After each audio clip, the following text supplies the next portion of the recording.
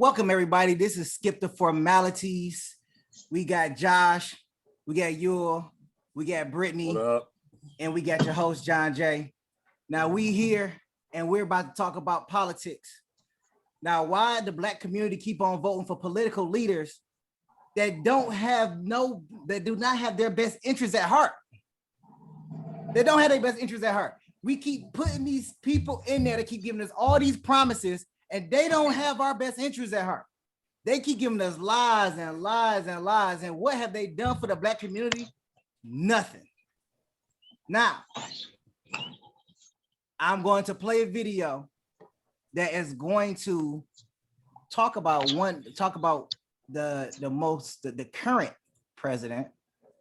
current president, and we're going to figure out what's going on with this situation here. Now, he didn't say, we were supposed to get student loans wiped off the map and, all these other promises. Now, we're going to see what he's going to say, and then we're going to dissect it, and we're going to go from there. Listen, you got to come see us when you come to New York, DC Biden. I will. It's a long way until November. We got more questions. You got more questions. But I tell you, if you have a problem figuring out whether you're for me or Trump, then you ain't Black. It don't have nothing to do with Trump. It has to do with the fact I want something for my community. I would love to see. Take a look at my record. I've extended the voting rights for 25 years. I have a record that is second to none. The NAACP's endorsed me every time I've run. The world, I mean, come on. Take a look at the record. Now, I've been critical of you. I have a few things I want to talk to you about. I know you have. Yeah. You don't know me. No, I don't. That's why I want to get to know you today. I want to talk to you about mostly Black stuff. I get overwhelming support from the Black leadership, young and old. Every poll shows me way ahead. And Black people saved your political life in the primaries this year. They have things they want from you. And one of them is a Black woman running mate. What do you say to them? What I say to them is that I'm not acknowledging anybody who's being considered, but I guarantee there are multiple Black women being considered. We've seen it more clearly now. In a Black majority county, you're 6 times more likely to die in a pandemic than a white county. They're disproportionately uninsured in the African, disproportionately make up essential jobs that they can't do at home. They're risking their lives every day. Enough's enough. What's something that you always carry with you? How does that? Really? Yeah. Really? Yeah. You getting information right now? Hot sauce in my back. Hot sauce. Really? Yes. Now, I want you to know, you're going to see me, okay? Okay. Is it working?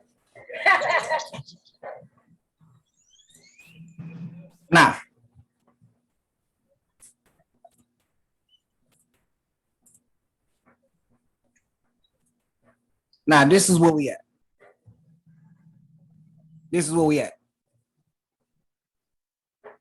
You ain't Black if you don't know who you voting for. Did I hear that correctly? Yes. So you ain't Black if you don't know who you voting for. So obviously, if you're a redneck, you know you voting for Trump. If you Black, you voting for Biden.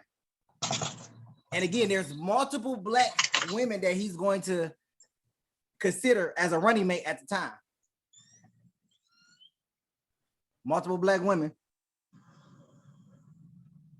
Has he fulfilled on any of his promises that he's committed to the Black community?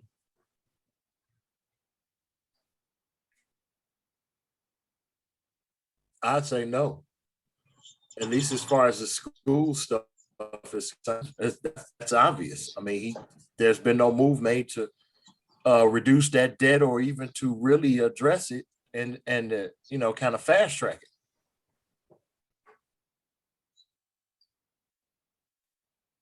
Okay. Absolutely not.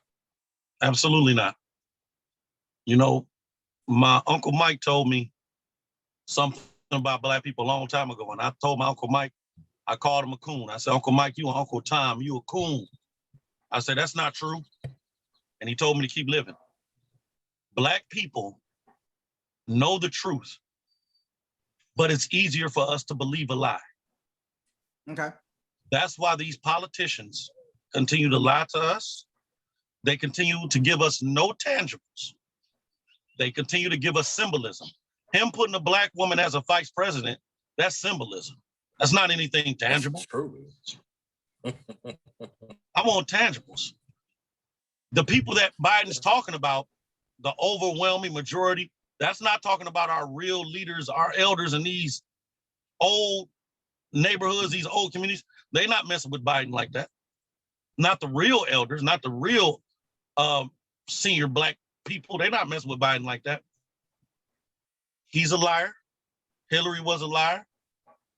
All these politicians that claim to do something, that they're going to do something for black people for 100 years now, they've done absolutely nothing. They've given us absolutely no tangibles, only symbolism. But black people still run their asses to them polls and vote. Asians don't even vote. 90% of Asians don't vote.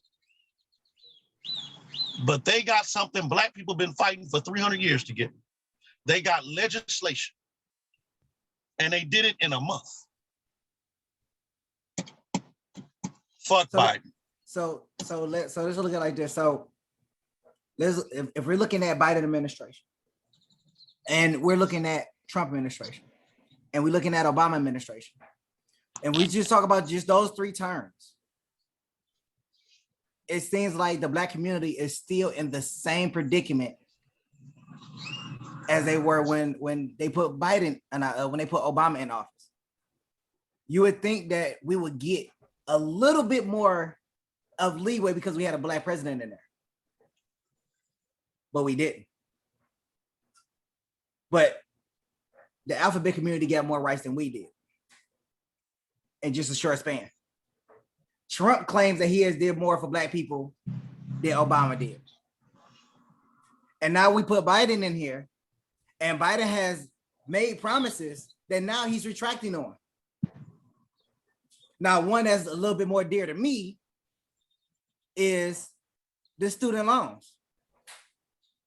Now, how can you say that, hey, up to 50,000, then it's 10,000, and now you're talking about, no, we can't, no, we're not gonna be able to do that. That's what you're saying. You're saying now we're not gonna be able to do that. So somebody please help me understand, why do the black community continue over and over and over again to support these political leaders, whether it's a governor, whether it's a mayor, that keep trying to throw all these promises out to us, but yet do not want to fulfill those promises once they're in office. Now, is it because the black people are not financially backing these political leaders? Is that the issue? Is it a financial thing?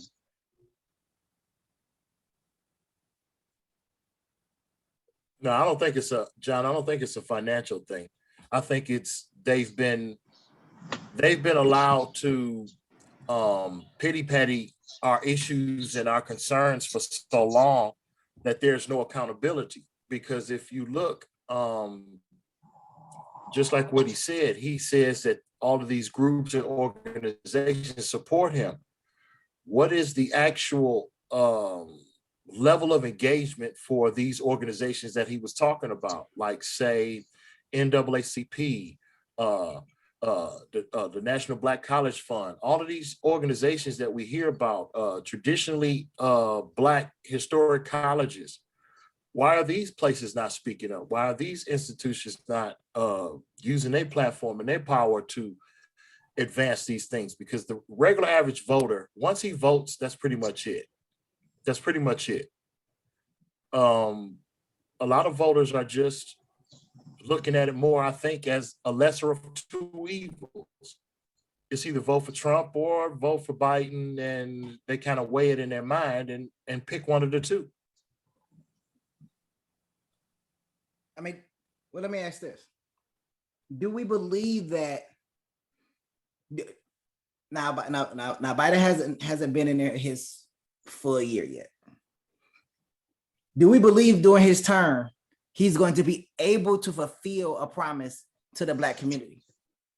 Because matter of fact, let's look at it like this. I'm gonna still put that question on the table. Let's go back to let's look at historical means. Let's look at the grandfather clause in order for Black people to go ahead and vote. Let's go ahead and look at the New Deal that put Black people more to the forefront, and then they went from voting Republican to voting Democrat. Okay. At that time, do we believe 50, 60, 70 years ago, voting was actually beneficial to the Black community where promises were fulfilled versus now? Because now, if we look at the last few terms, what was the fulfillment? Black people are still getting killed in the streets. We're still the wage gap is still very broad. The public school system is still broken.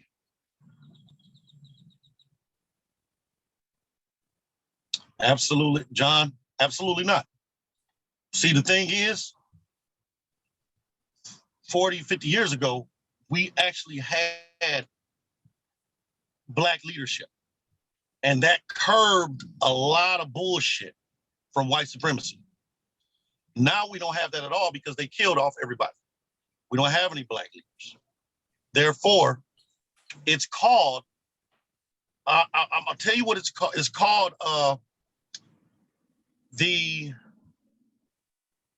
it basically, they have made us believe that we're participating in something that's not there. There's a name for it, but I can't remember the name right now. I'm sorry. But they've never had our best interests. The only person that had our best interest was John F. Kennedy. And they killed him. After that, after Martin Luther King was killed, Malcolm X, it's been a wrap, bro. They do not have our best interest. Now, you know what they know? They know as far as schooling, as far as anything, they know Black people are okay with, once again, symbolism. Hey, we'll promise you this if you do this. And then Black people show up and do it, and then we don't get it. But we don't have Black leaders to step up and say, hey, wait a minute. These people are continuously lying to us. We have to stop this. Agreed. It's called something. It is called the, oh my God, I'm sorry. I got to look it up, but no. And also, John, there's a deeper thing to this. It's a spiritual kind of tone. White people know that Black people love church. And the number one thing that white people lean their hats on, white supremacy, these presidents, is the Bible says, obey the laws of the land and pray and obey the rulers up over you. You don't know how many times I've heard Black people in my family, in the community, at work, say that. I don't care that we get lied to. I don't care that we get jugged in the ass. I don't care that police are killing Black men. They're killing 3 to every, they're killing, matter of fact, we're in prison 6 out of 1 to every other race. So when somebody like me stands up and says, hey, something's wrong, they all say, well, the Bible says, because we've been conditioned that way. It's deeper than what we think. You can tell when somebody hits you, everybody, when somebody hits you and that pain hits you, it hurts. You're going to stop them from hitting you. But if you're indoctrinated in that spirituality from that Christian bullshit, that's what you're seeing. That's why we won't wake up, because everybody's believing what the Bible says. And we got to stop believing that. We got to throw that trash to the side and get some real change. If not, we're going to keep seeing the same process over, because it's really the Black churches that are supporting these political leaders. Well, I will tag in on your deal, Josh, and that kind of ties into what I was saying just a minute ago. When you have these issues come up, like, for instance, just use the pandemic. During the entire pandemic, not one time did I hear any religious leader say anything at There you go. all. At all. I mean, hey, we need to pray. Hey, we need to get together. Everybody look out for each other. I did not hear not one religious leader at a time when you should be hearing them more than you hear anybody else. I thought There that you was go. extremely curious. I thought that was extremely curious in such a devastating time of our country that no religious leader stepped up at all. But at the same time, just like you said, will come out and endorse Biden with no guarantees. Just throw their hat in the ring. They'll show them going to the White House. They'll show them going to his press conference. But at the end of the day, what was accomplished? What did you get for agreeing to support him? Other than supporting him. Let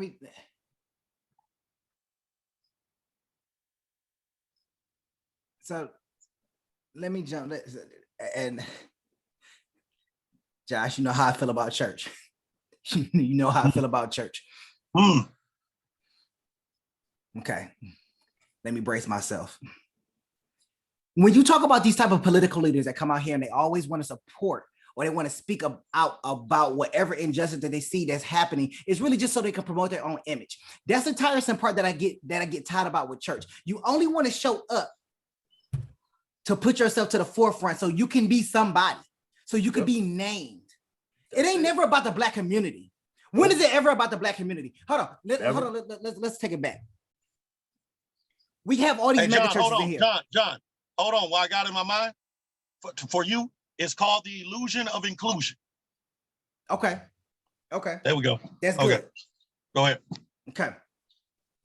See if y'all can follow me. When y'all go to these neighborhoods and y'all see these abandoned churches that's over here. I mean, you see these mega churches that's over here. What do you see around the mega churches? Liquor stores, abandoned houses. Okay. Coney Island. Okay. Coney Island. At the church, I'll give me a Coney dog, all right? But you have all these abandoned houses. What happened to the churches that went and built up the neighborhoods? When was it not about money? It was about building up the neighborhoods. What happened to the political leaders that was out there marching to make sure that certain neighborhoods weren't getting bought out by big corporations and people actually had somewhere to live? What happened to that church? Good point. Because currently right now, I hear about, oh, well, my church do this, my church do that. You can't even put all these political leaders in the same room and have to even think about having the same subject. When have you seen a religious summit? I've never seen it. Church of God in Christ tried, but they trash. They're trash too. Trash up there with Jakes and Osteen and Hen and Paula White, all of them garbage. All I see is not only religious political leaders. Let's just call them what they are: religious political leaders stepping out to the forefront to promote themselves. Correct. They do international missions and stuff, though. Wait, say that again, Brittany. Say it again, Brittany. She was saying something about international missions. They do international missions.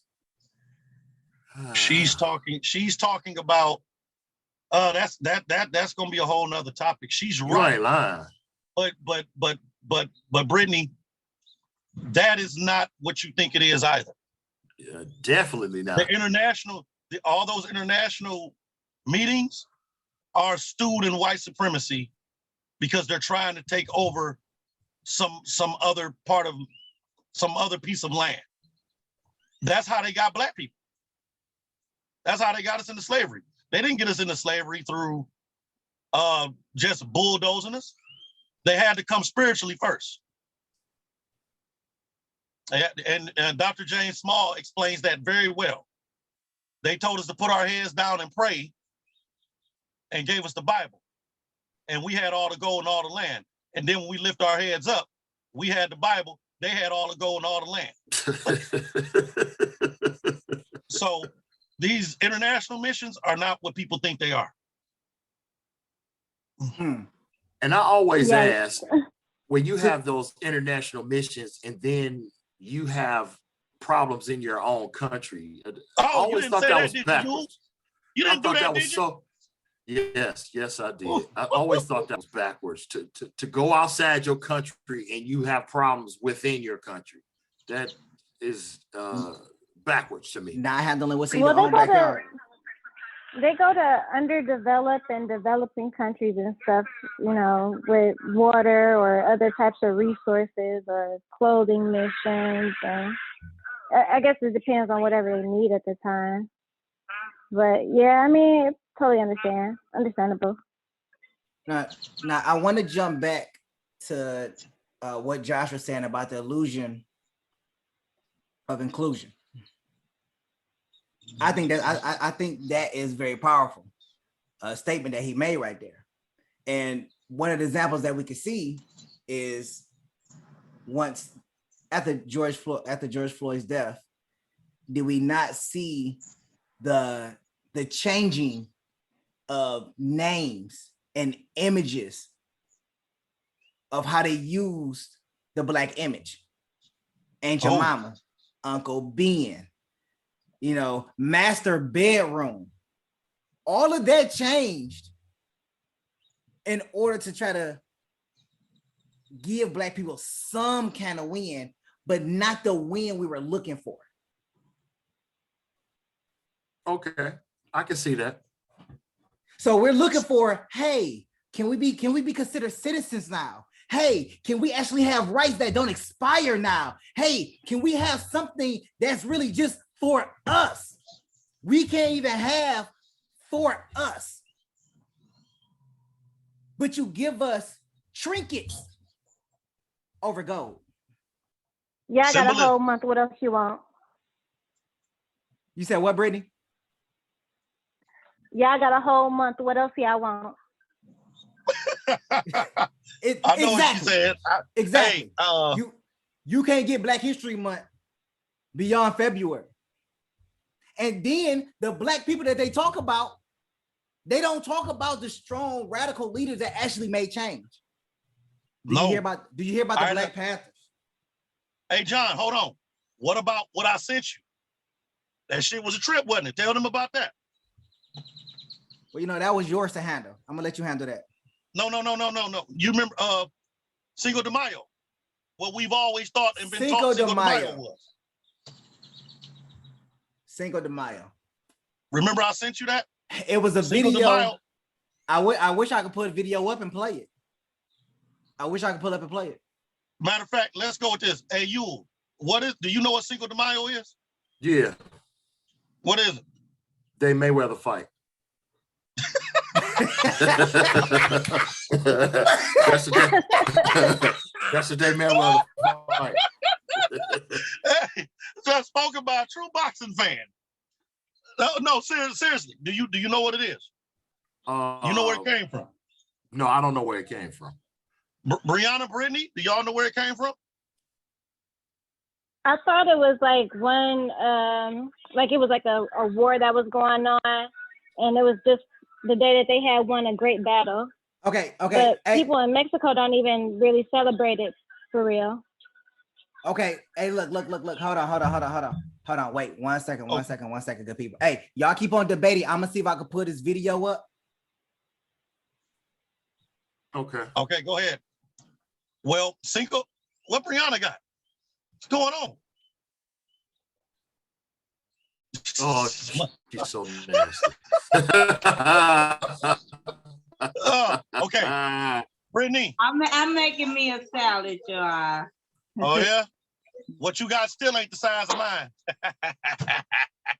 Okay, anyways, back to the debate. I got the video up. Hold tight. I'm about to play this video. Everybody, real quick. All right.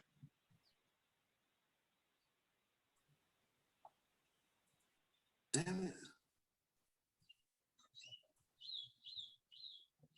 Oh, your boy, Tariq.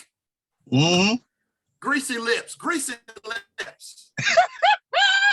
Cinco de Mayo, white people like celebrating Cinco de Mayo. They fucking A. It gives them a chance to get into ethnic cosplay.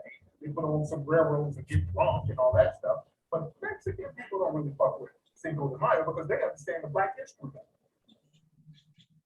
Cinco de Mayo was about the Battle of Puebla. That was in 1862.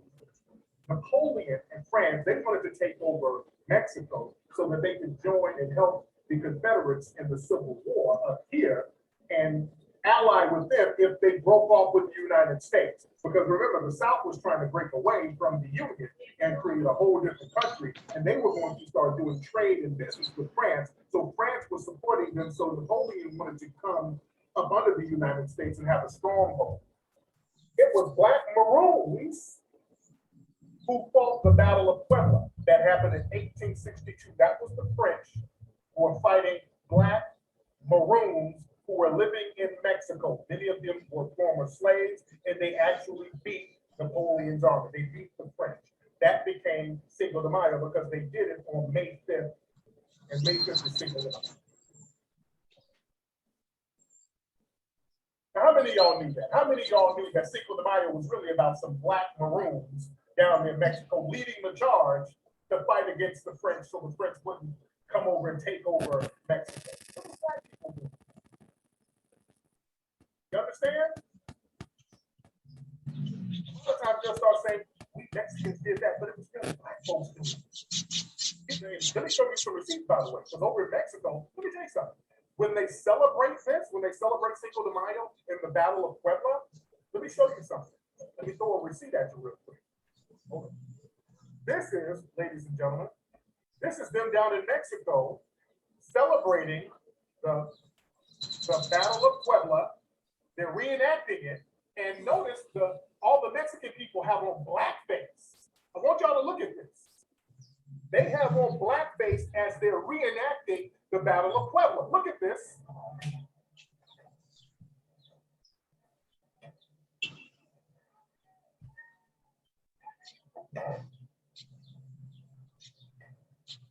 Look at that, look at that. Okay, look at it. They got on blackface.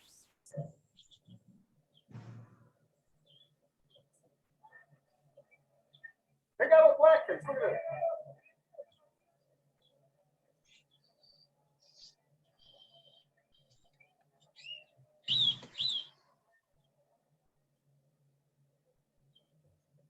Okay, you see that? They out there got on blackface. I'm gonna stop it right there.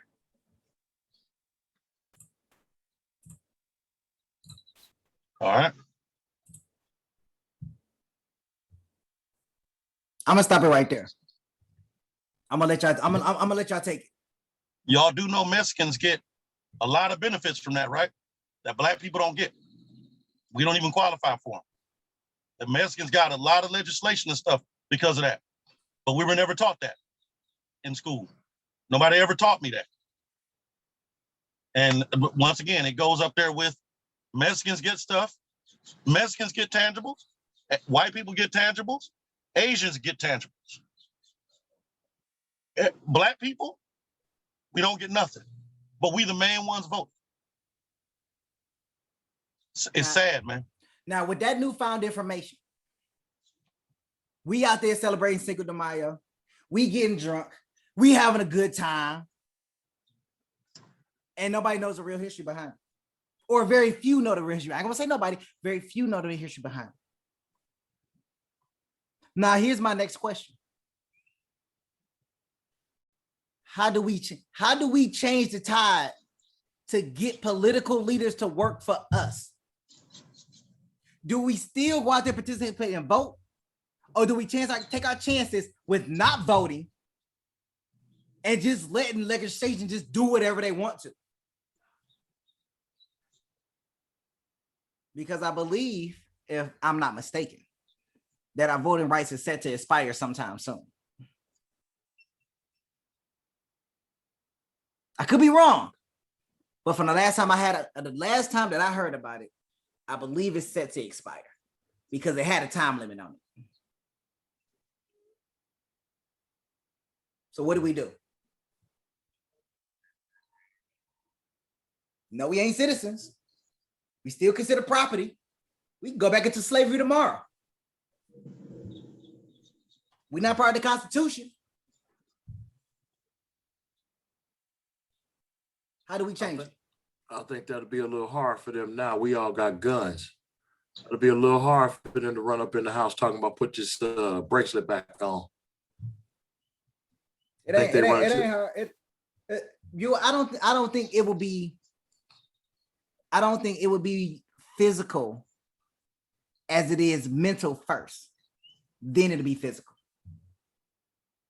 It'll be a different type of warfare before it becomes physical. I agree. It'll be a different type of warfare before it becomes physical. You are just like if you look at the projects, before they did that, you know it was an experiment that they did with rats. They put rats in a box. And they learned when you put rats in a box over each other in a small space, they start killing each other. Same thing with black people. You put them in a building, you put them in the projects, you don't give them anything. What they start doing? They start killing each other, start stealing from each other, start taking from each other in order to survive. But at this junction, back to my question, how do we change it? How do we react? Would you vote on a local level instead of primaries and stuff? Vote for like school boards or mayors, governors. So do we start local? So do we vote Democrat and up? Do we vote Republican and up? Or do we come up with our own party? They got the Green Party. We don't vote at all. We don't vote at all. No voting at all. No voting at all. Stop playing the game. Then what? Once we stop playing the game, then what? Well, what's our next move? Our next move? Take all our fucking money and all our commitment out of the fucking church and put it back into our communities. Build our communities up ourselves, and a lot of this shit goes away. I promise you. Now I do believe. Josh, and yes. You know what happened with that Tulsa? They didn't like that. You're right. Even they didn't like that. So they sending in bombers and all types of people with guns and airstrikes. So yeah. Brittany, I'm glad you brought that up. You're right, because did you know today was the 100th anniversary? I seen that. And them goddamn black governors supposed to be down there getting them people their money, and these motherfuckers down there buck dancing. Fucking faggots. I can't stand them. Oh my God, I can't stand them goddamn coon. I'm sorry, my bad, y'all. Brittany, if I like what you said, and Josh, I like where you're coming from, we definitely need to take the money out of the church. The church is just another tool of suppression. We need to take the money out of the church. We definitely need to take it and invest it in our own location, in our own city. We need to build another Tulsa. Now, the question is, if and when we do that, how do we protect ourselves?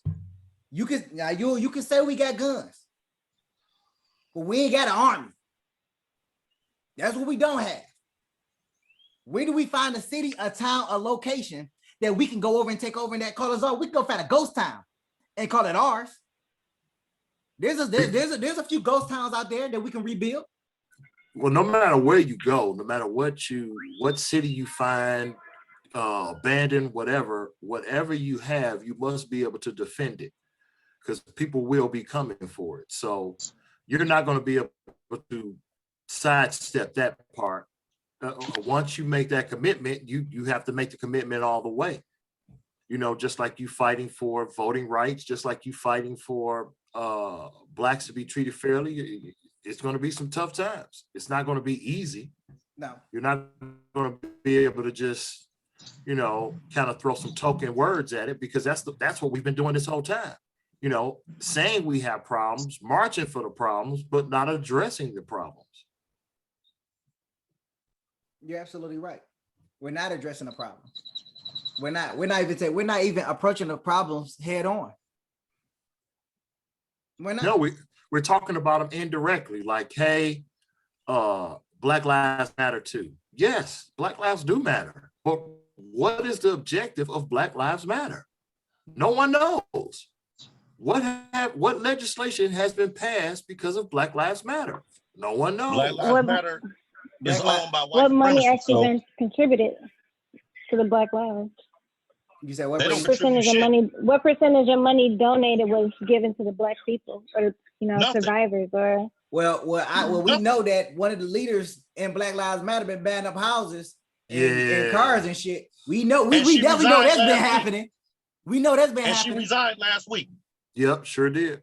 And she left with $4 million. We know that's been happening. So whatever money that's being contributed to Black Lives Matter has definitely not been for Black lives, but like their own pockets. The same thing political leaders do when they're in it. The same thing the church leaders do.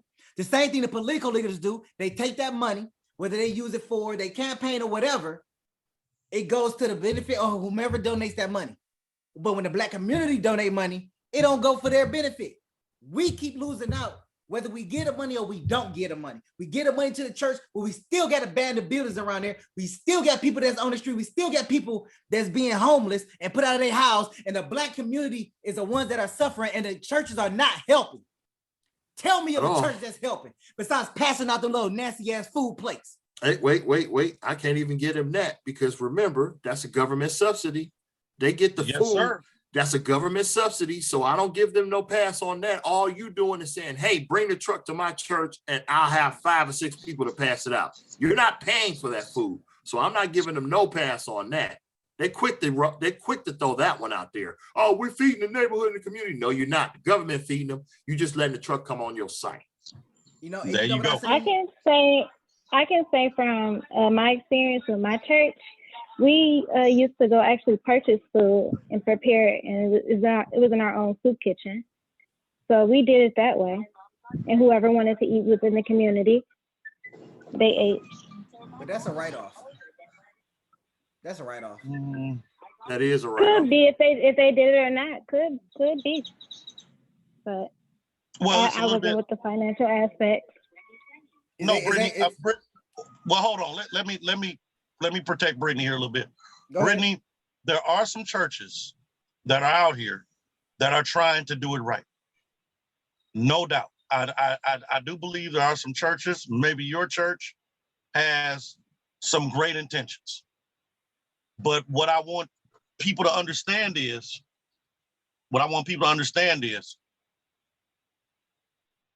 churches, if you're over, I think it's 500 people. Is it 500 people? Mm-hmm. If you're over 500 people, you're ran strictly by the government. We're talking about mostly mega churches that are not churches. They're ran by the government. They're banks that are ran. They're not church. They're banks ran by the government to do anything. You talking about the one? You talking about the ones that get the ATM right in the atrium? Yeah, we're talking about the Bullocks of the world, the Butlers of the world, the Winans of the world. Everybody who claim they love the Lord, but they're working as the CIA against Black people for the government. George Bush changed that back in 2000 and back in 99. No, 2000. George Bush changed that. Any church over 500 people, you now work for the government. Period. And I'll prove it to you. Brittany, you want me to prove it to you? You're gonna laugh your ass off. You ready? Sure, I don't mind. Go ahead. All right. You work, right? Yep. Okay, you get a check, right? Uh-huh. Your taxes are taken out of your check even before you see it, right? Of course. Look, I'm exempt. and I'm broke. I'm broke as hell, just like everybody else on this panel broke as hell. But the government still want our money before we get our check, right? Mm-hmm. So you mean to tell me somebody like a TD Jakes who makes at one point, matter of fact, Jay said last year Joel Osteen made $21 million. Wow. You mean the government don't want none of that? Why is his but that's part of his salary. That's his salary. But it's tax-free. That don't, you know, Yes, it is. you don't raise the Tax-free. eyebrow a little bit. I make $300 a week. They want some of my money, but they don't want 21 million. It depends on if you're a nonprofit, I thought, or religious organization. You don't No, get he's taxed. saying, no, Brittany, he's saying, why would the government overlook $21 million that's taxable if they wanted that money versus a couple of $100 with judge? You got 21 million that you are turning a blind eye on. And this is in every mega church. So why would they turn a blind eye on all that money unless they're getting a kickback on the back end? And that's where politicians make their money at. That's who's paying your politicians, your local pastors. And that's who's paying the politicians. That's where all that money's coming from. I make $300 a week. I come home with $230 because they take $70 for taxes. So you want my $70, but you don't want $1 million. Makes no sense. Somebody lying. Okay. Now, if you got Jay Smooth money, that's different. John got a lot of money. Jay Smooth ain't got no money. Hold on. Somebody just ran the numbers on my bank account without my knowledge. Wait a minute. They say your mega church ain't started yet, huh? I need to find my congregation, get the ladies up in front, like, hey, no. The preachers be having all the women. They be sitting front row center with their hats on, like, hi, Pastor. How you doing? But that's our problem. We need to break away from that. When we break away from the church and realize it's bullshit, and we start putting our monies back into our communities, building hospitals, banks, grocery stores, our own schools, teaching our own children right, then the politicians will come to us and say, hey, how can y'all help us out? Hey, you know what? We need to go back and take 375 back. Was that Black Bottom? It was Black Bottom. It was Black Bottom. We need to go back and tear down the freeway and put. Okay. It's a wrap on that, John. It's a wrap on that. Where's Black Bottom at exactly? Where's that at exactly? Where's it at? It's right there at 375. Where the freeway was, the freeway is. Yep, where 375 is. They tore down Black Bottom and put up 375. It's a freeway to nowhere. I promise you. It does not. Is it like where Gratiot is? Yeah, that Gratiot split. Where you gonna make the turn to Toledo or keep going to come up at that Lafayette. Lafayette. Yeah. That was Black Bottom. They tore. That was a prominent Black community, and they tore that down for a going nowhere freeway because it goes nowhere. It's just a bend. That's all it is. Wow. All right. So, ladies and gentlemen, I want to hear everybody's final thoughts. Josh, I'm gonna start with you because you've been on a roll. You've been on a roll. So, Josh, I want to hear your final thoughts. How can we change this around? What do we need to do to change? We got the problems. Where's the solution? The great mother, Ida B. Wells, that powerful Black sister, and Dr. Frances Press Welsing, that wonderful Black sister, 100 years apart, said the same thing. Black people need to understand, for us to have real change, we're gonna have to bleed to pull this off. I agree. We got to keep our money in our community. And we have to let them people know, white supremacy know, just like the Amish does. I tell people all the time, you don't see an Amish person because they live in their own communities. It's gonna hurt, it's gonna be a trip, but we gotta break away just like them. And we're gonna have to do our own thing to get change. It's as simple as that. If we're not willing to do it, we're gonna continue to get the same thing. That is a lot of dead Black and white men and women and empty banks. Okay. But we have got to change. But change hurts, growth hurts, and nobody wants to do it. Nobody wants to be the sacrificial lamb. but somebody's going to have to. That's why we won't see it. It's going to be Devin's kids, John. It's going to be Brianna's kids. It's going to be Yule's daughter kids. It's going to be them because they different. We still suffer from the remnants of that generational curse of giving a fuck a little bit. Them kids don't give a fuck. We won't see it, but they will. They're going to bring us home. I promise you that. Okay. Brittany, your final thoughts.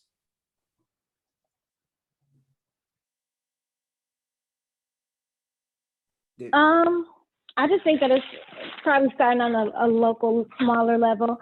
Yeah, you would need like your own resources and all community involvement. But as far as political leaders like president, everything, yeah, I don't think that they are for us. They just tell us everything that we want to hear. Because I really was banking on him to give me this money for these student loans. But you know, as long as you in debt, you gonna be a prisoner of the system. So like, you know, they always gonna have something over you. You gotta pay you got interest on these loans. And it's like, who was even gonna, you know, bail you out? Where was they gonna get the money from? China? They already want $1 trillion for this EV plan. So they spend all that money, but you know, you can't give us money for this. So as long as they got us in debt, we gotta keep working. They ain't gonna get rid of $50,000 for nothing. And then what you gonna do? Keep working a $5 hour job? Like, so. You know, they want that $15. Yeah. But can't get the I mean, order like, right. even so when you raise it up to $15 an hour for McDonald's, the price of your McChicken go up to $2. So it's just, you know, pros and cons to it. Even if it wasn't 50,000, I would at least took 10,000 over 2 years, 10, 15 years, like something. But to hear nothing, that's trash. And, you know, we have people banking on that. Like Bernie Sanders was like, his whole socialist movement and everything, but I don't know. Can't trust them. Can't trust the white man. Okay. We gonna jump over to you. Your final thoughts. They covered pretty much everything. I'll just piggyback off of both of them. I believe what Josh said, we have to do, start our own thing and build it up from the ground level. I also believe what Brittany says, we still have to consider the political side because we're not living on an island. We're still living within another country. So we still have to represent ourselves politically. We just have to do it at the grassroots level, you know, start from the bottom and work our way up. Hold our political leaders accountable at the lower levels, and then we'll hold them accountable at the higher levels instead of just, you know, lesser of two evils, what we've been doing the last 15, 20 years.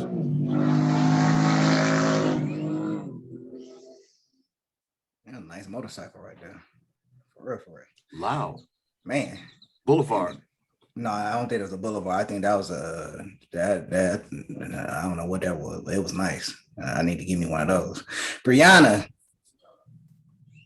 young lady, it's all on you. What's your final thoughts? What? What's your final thoughts? Come on, bring it home for us. I don't know, cause I ain't really got none. You ain't got any?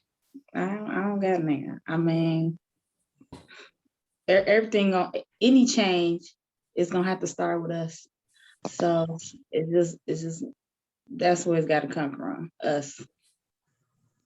Okay. And you know, I feel like, you know, the new generation, I feel sorry for them. You know, we're gonna stick around to see it, but they ain't paying attention. So, you know what I mean? It's just like our kids, our grandkids, they gonna catch it. They're not paying attention. They're too distracted, you know, with this, you know, social media, all of that, the video, they too distracted. They're not gonna pay attention. And it'd be like, if we do it while we here, you know what I mean? We only got a couple good years probably left, but it's just like, you know, but it's got to start with our people first. Our people got to wake up. They got to pay attention. They got to stop being blindsided and dumb to the, to the bullshit. You gotta wake up. Come on, somebody. Okay. This is crazy. Yeah. I like that. My final thoughts. I believe that we definitely need to take the money out of the church. I believe that we need to strike back. I believe that there are a lot of things that are happening in our community that we need to change. Now, one of the things I do want to point out is, yes, we do kill each other, and there are other cultures that kill each other as well, other races. We need to step back from that. We need to preserve ourselves. We need to change our image a lot. We need to come off the rap music scene and promote a little bit more positivity. There's a lot of things in our community that we need to do as Black people in order to promote ourselves. If we can have our own community, if we can have our own city, if we can have our own nation, if we can have our own government, if we can run all of them things ourselves, we got to put ourselves in a different image. And the reason why I talk about image a lot is because when you look at the image that white people promote, they have put themselves on such a superior pedestal that they even get an image of God to look like them. They get the image of Jesus to look like them, even if the Bible doesn't reflect that. But yet the tool that's being used against us is the Bible. We put these political leaders in office and we only change color one time. And all you got to do is be what, over 35 and a US citizen? Naturalized U.S. citizen. You're talking about running for president, correct? Yeah, running for president. Yeah, naturalized U.S. citizen.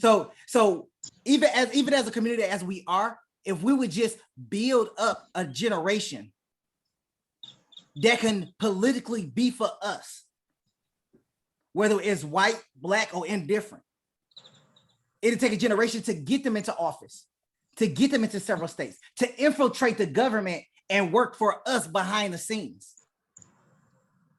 Get some lobbyists in there to lobby on our benefit. Can we honestly say that we have that? It's a rhetorical question. There's no need to answer. But can we say that we have that? There's a direction that we need to move in, but there's also a direction that we need to steer away from in order to get ahead without combating each other head to head. I agree. Okay. So I'm on the same page with everybody, but there is still more inside of the community to do to portray an image to the outside world. How long are we going to look like the victim? How long are we going to keep walking up the streets? How long are we going to keep giving our last dollar, hoping for a God to come and save us and a Jesus to walk on water? How long are we going to keep on waiting for miracles to happen and ain't no miracles coming because you keep dying every day at a young age? How long? That's my final thought. Okay. Boy, that's good, boy. I damn near. Hey, he did. I that. damn near. Hey, I damn But near. I get it. He spoke that. With that well. You know how I feel about He church. spoke that shit. Well. He Go ahead, boy. Hey, what's your cash app? What's your cash Skip the app? Formalities. Y'all, this is Skip the Formalities. I am my host, John J. We got Yule, we got Brittany, we got Brianna, we got Josh. This is the panel. We are doing this every Thursday at 6 p.m. Check us out on YouTube. Check us out on Facebook. Make sure you like, subscribe, follow, and share our message, because we talk about controversial topics, and they're going to get more controversial as the time goes on.